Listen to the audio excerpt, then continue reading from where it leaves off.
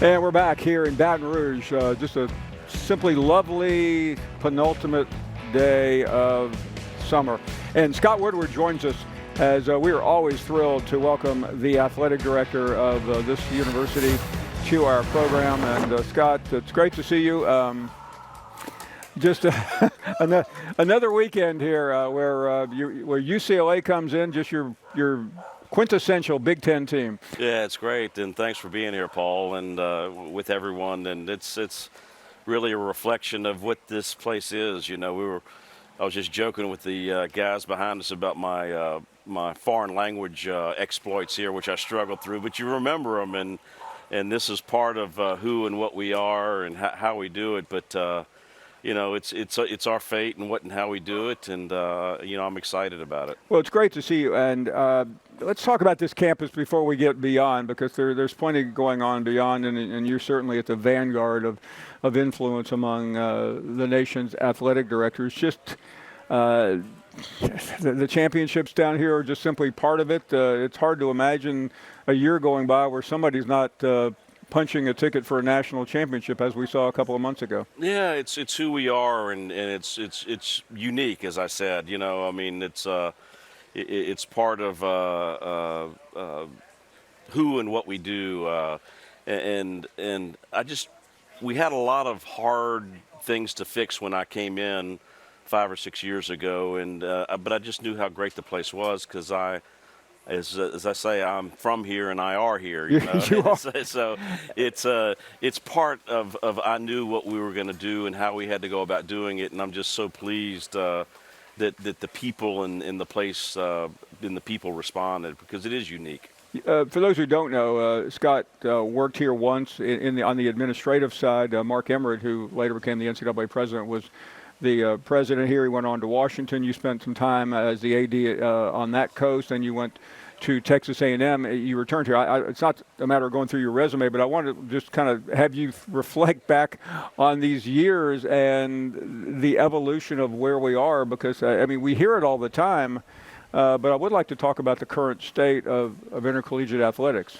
Yeah, you know, going back, and we've had very turbulent times, and you talked about the success that we've had here, and those 5 years we'd won 5 really prominent national championships in turbulent times, and I kind of embrace that. You know, it's who I am and what this place is. There was a great Latin phrase I saw, or a word. It's called amor fati, which is, you know, love the moment, love what you do, love who you are. And I'm not going to complain and piss and moan and all that stuff. Hey, it is what it is, you know. And you know, my counterparts, you know, do a lot of pissing and moaning. They do. And I don't. And it's just like, hey, we're going to do it, and we're going to come in. And in that situation, we know that, hey, things are going to change. They're going to change radically and drastically in a very fast fashion in this information age, and we just have to be ready for it, and I think we've done a very good job of doing that here. And I know there are a lot of reasons why you wanted to come back here. The culture here is unique. There's nothing like it, especially when you're from here and have experienced it. But the people is what drives me back here every time, because these are, I'll leave it to you to characterize, but they're in a unique classification. And where I'm going here, that fans have I felt gradually accepted where we are, but staying in tune with these people. They're young, their parents and grandparents. To me, it seems like a challenge right now, because it always seems like it's about the money. Yeah, it is, but you talk about, and I'm praising unique. You know, you and I were talking off camera about, you know, Trump and Kamala Harris and all these things. And so it was really interesting. Karl Rove today described Trump as, with a Latin term, sui generis, which is, he's unique. Exactly. We're sui generis here. I mean, there is no doubt how unique we are and what we do and how we do it. And you just have to embrace it and love it and be part of it.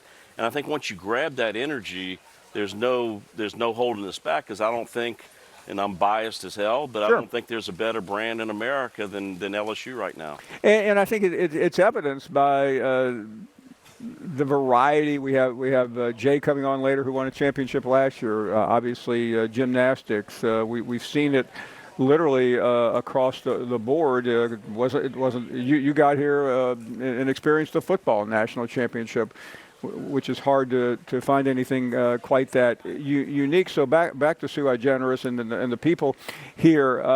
How do you bring a proud fan base who's behind you, will fight to the death, but if you miss the fourth down, I mean they're screaming like no other fan base, because that's the culture of the people. Yeah, and that's, you take it. You don't get too high or too low.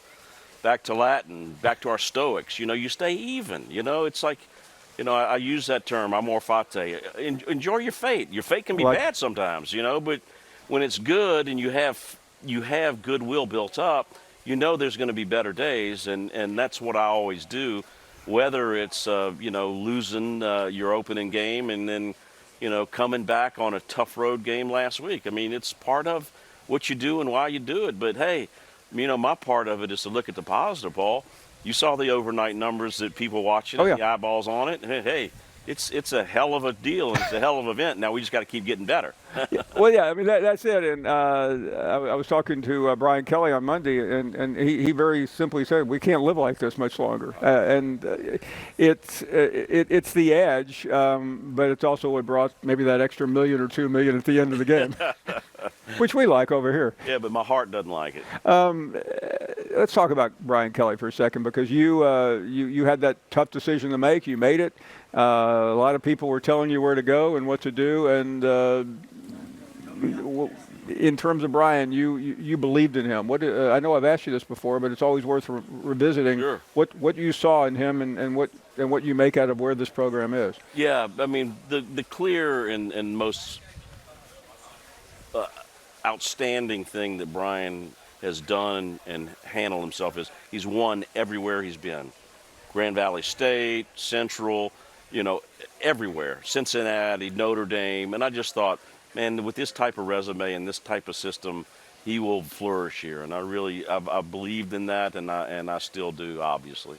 In terms of how to define success in the new era, you're an AD, so obviously it's not unfair to ask you. Yeah, no, it's fair. But what is it in the world of the 12-team playoff? At a minimum for us in all sports, it's postseason. Okay. And so it's where we want to be. And we're in a new world with 12-team playoff now, and we got to figure out how and best that works. And as we always say in our room, in the athletic director's room, we're kind of, with everything that we're doing, we're building this plane as we fly it. And we're trying to understand what and how this does and what it goes. But, I could see easily 2, maybe a 3-team playoff teams, lost playoff teams going forward and being very competitive.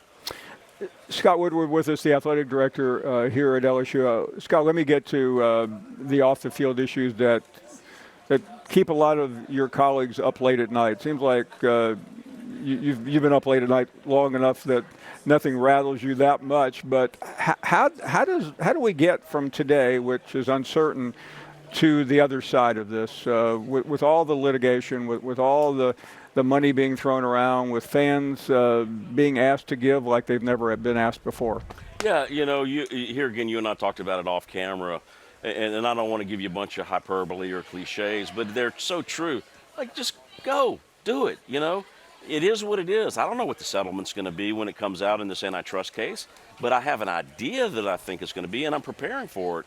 And my staff and I and our football staff have been preparing for it for years and months, and we're going to be ready to attack it and go after it when it does happen. But I don't know any more than you do, or any more than the fan that reads does. Who knows what a judge in Berkeley, California is going to do? I don't, but I'm going to be ready, and that's for sure. And here again, to quote my favorite Renaissance philosopher Dante, there's opportunity in chaos, and I love that there is this opportunity. As a young student a million years ago, I loved the classics, and I feel like every time I come to see you, I'm back in the classroom again with Plato and Socrates and all the great ones, because unlike anywhere else, I learn when I talk to you. So I ask you this before you go.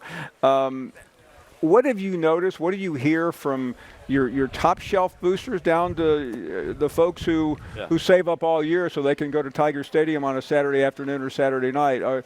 How are they coping with where we are? Yeah, as smart as they are and enlightened as they are, they don't understand a lot of it. And frankly, it's hard for me to keep up with. But what we do, and we try to explain to them what and how we're doing it, and I think we prospered in it. But this current system it's not sustainable. It's in the way that we're doing it. And I think there's going to have to be some types of intervention in what and how we do these things. And I think what we're hearing and what we know is much better than where we currently are, where it's just pure NIL. And finally, with players benefiting from it, with fans paying probably more than they've ever had, does that change the calculus? And probably not here because the expectations are always the same. Yeah. But does it change it across college football where fans tend to want to bail on something more quickly? Oh, there's no question about it. And top to bottom, it's going to be perilous territory. I don't know what the future is going to look like. I mean, especially with realignment and what and how this thing looks, Paul. We've talked about it ad nauseum. It's going to compress, and there's going to be more parity. The teams, you can tell, are going to be just as good and getting better. I mean, it's going to change, and it's going to be different going forward. And on that, finally, the philosophy of an LSU or Georgia or an Ohio State or Michigan is so much different than even schools in this league and in other top tier leagues.